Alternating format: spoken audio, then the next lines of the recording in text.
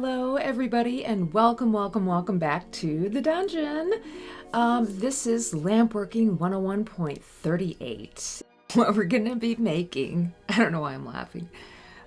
My mom has asked me to make her a set of earrings that match the encased flower that we made not too long ago. In fact, I don't make earrings unless I am asked to make them. And it's mainly because the size is really small and I'm just so used to working on a larger scale. Really, the micro stuff, it's difficult for me. I hope you enjoy this and maybe get something out of learning how to do, 2 beads at once. Anyway, I'm excited, so let's go ahead and get into this.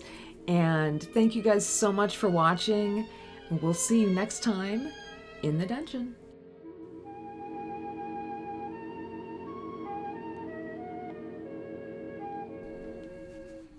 Okay, so I'm reminiscing about the bead that my mom has, the original one, flower bead, the encased flower bead, and thinking, okay, I need to have the right colors, so I pulled stringers of all the colors that I needed and set those aside, and I just start by putting 2 wraps up on the mandrel, making them a couple of wraps wide each, and then gently rolling them out on the marvering pad to widen the length, give it some length, so the beads are a little taller.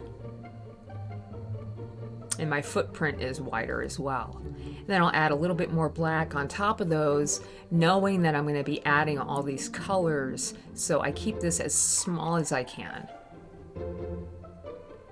Which is not easy, but I'm doing my best to make them small. You gotta think about that. Or at least I do, because if I don't, then all of a sudden my bead is humongous, or whatever I'm working on is just way too big.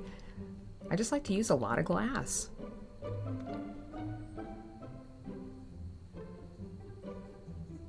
All right, now here I have 3 shades of green that I pulled out into a straight cane.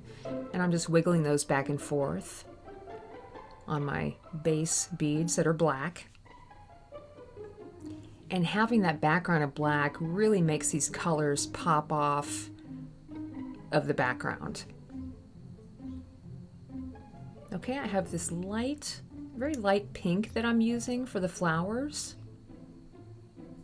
And these are really tiny, so they're just small 3 dots each. And I'll use my butter knife to further flatten them down so they're actually, they're not touching, but they're looking like flower petals. And I want to flatten them down as much as possible before I do my final reheat.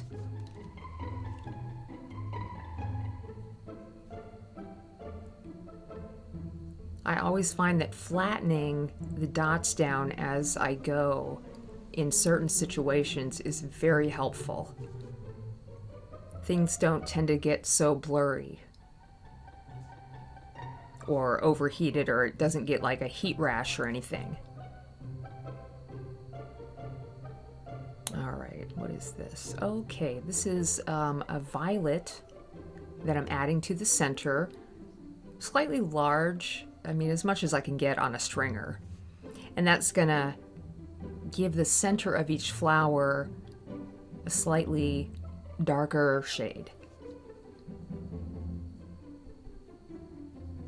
And in the very center of each flower, I add a little tiny white dot.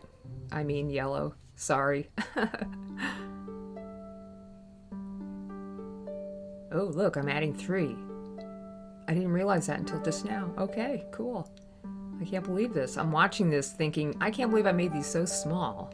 I'm just not used to working on such a small scale. But it was a really nice, it wasn't quite a challenge, but it was a really nice, almost a meditative time I had making these little earrings. And then I wanted to make sure I remembered that the original had these little tiny blue dots on it, so I wanted to add those as well. And here I'm just going in with a tungsten pick, heating the bead up where I need it hot, and just pushing in the center of each flower.